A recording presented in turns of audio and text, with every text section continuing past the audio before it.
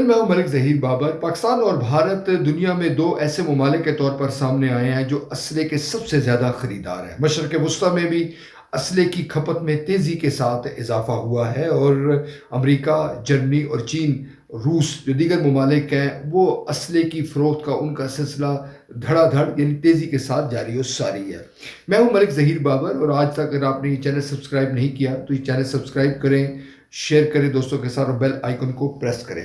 ناظرین، 5 برسوں میں پوری دنیا میں 1/3 سے زیادہ ہتھیار محض امریکہ نے فروخت کیے ہیں۔ یہ اعداد و شمار سپیری جو stock home international peace research institute جو بنتا ہے، اس کے مطابق 2016 سے 2020 تک پوری دنیا میں اسلحے کی فروخت میں کمی واقع ہوئی ماضی کی نسبت۔ اس کی ایک وجہ شاید بظاہر یہ کہی جا رہی ہے کہ کووڈ کی وجہ سے جو مختلف ممالک کی معیشت پر اثرات مرتب ہوئے ہیں، لہٰذا انہوں نے اسلحے کی فروخت کچھ کم کی ہے۔ مگر دوسری طرف پاکستان، بھارت، آسٹریلیا، چین اور جنوبی کوریا اسلحہ درآمد کرنے والے بڑے ممالک کے طور پر سامنے آئے ہیں۔ ایک وجہ ایشیا میں یہ کہا جا رہا ہے کہ جو اسلحہ خریدنے کی جو رجحان ہے اس میں جو اضافہ ہوا ہے وہ چین ہے، اور بھارت بظاہر چین کی وجہ سے اسلحے کا بڑا خریدار کے طور پر سامنے آیا ہے۔ 2011 کے مقابلے میں 2015 اور 2016 سے 2020 کے درمیان مشرق وسطیٰ میں ہتھیاروں کی درآمد میں 25% اضافہ ہوا ہے۔ اس کی وجہ آپ بخوبی جانتے ہیں کہ اسرائیل اور ایران کے درمیان جو کانفلکٹ ہے، اور اس کے بعد امریکہ اس میں بھی انوالو ہے، سعودی عرب اور ایران کے درمیان جو کانفلکٹ ہے، بظاہر اس کی وجہ یہ بھی بیان کی جاتی ہے۔ امریکہ سے UAE نے امریکہ سے 23 ارب ڈالروں کے معاہدے کیے ہیں، اور یہ بڑے ہتھیار ہیں، نمایاں جدید ترین ہتھیار UAE امریکہ سے لے رہا ہے۔ 2016 سے 2020 تک دنیا بھر میں جتنے ہتھیار فروخت ہوئے ہیں، یہ بڑا اہم فگر ہے، اس میں محض 37% امریکہ نے فروخت کی ہے۔ امریکہ نے دنیا کے کل جو ہتھیار فروخت ہوئے ہیں اس میں 37% ہتھیار امریکہ نے فروخت کیے ہیں۔ امریکہ نے 96 ملکوں کو یہ ہتھیار فروخت کیے ہیں، جو کہ دنیا کے مختلف خطوں میں وہ جو ملک واقع ہیں۔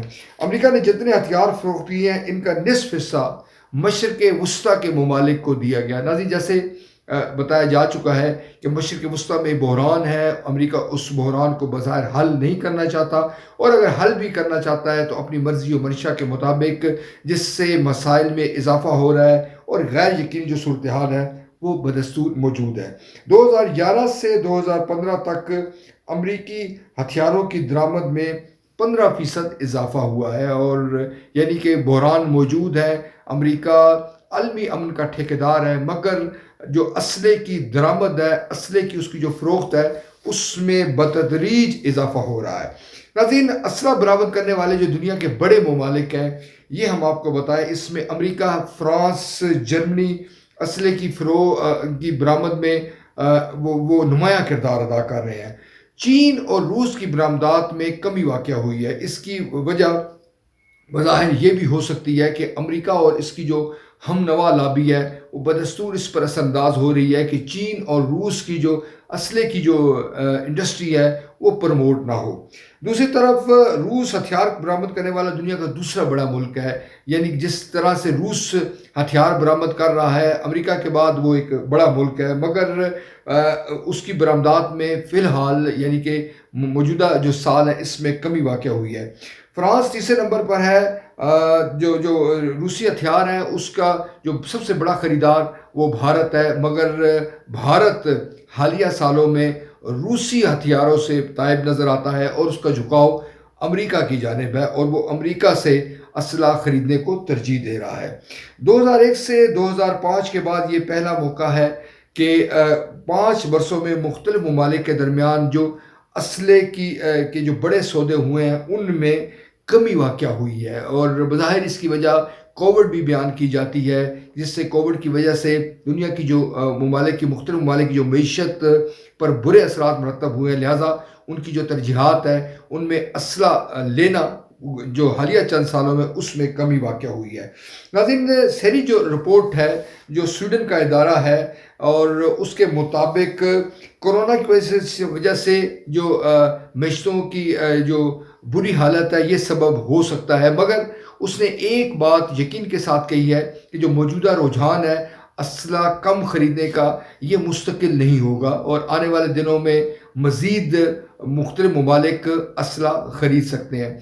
एक अफसोसनाक पहलू इस तमाम रिपोर्ट का ये है कि जो ममालिक दुनिया में आलमी अमन के अलमबरदार हैं, दरअसल वही असला फ़रोख्त करने की एक बड़ी सनत चला रहे हैं और वो ये चाहते हैं कि ये बहरान मौजूद रहें, दुनिया में जंगों का जो सिलसिला है वो जारी व सारी रहे। यूँ एक दोगली पॉलिसी हम कह सकते हैं आलमी ताकतों की है, जो एक तरफ मारने पर यकीन रखते हैं और दूसरी तरफ बचाने पर यकीन रखते हैं। नाज़रीन, जो सियासत है उसका यकीनन जो अंदरून है वो चंगेज़ तर है और उसका तारीख तर है, चंगेज़ी उसके अंदर भरी हुई है और वो कोशां रहती है कि वो महज अपने मफादात के हसूल के लिए कमर बस्ता रहे।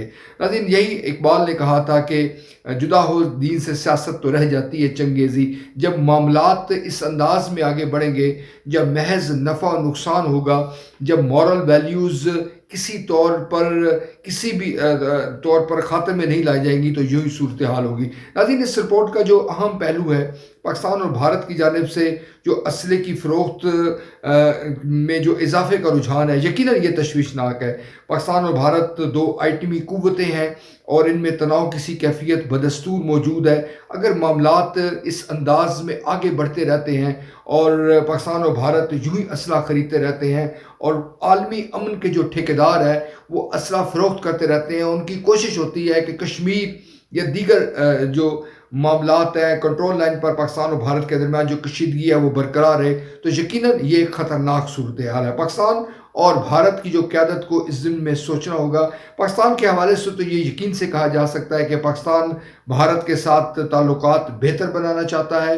बारहा कोशिश की जा चुकी है। वज़ीर-ए-आज़म इमरान खान 2 बार से ज़ायद मरतबा ये कह चुके हैं कि वो भारत के साथ तस्फ़िया तलब मसाइल को हल करना चाहते हैं, मगर नई दिल्ली या मोदी सरकार इस ज़िम्न में कोई खातिर ख्वाह जवाब देने को तैयार नहीं है।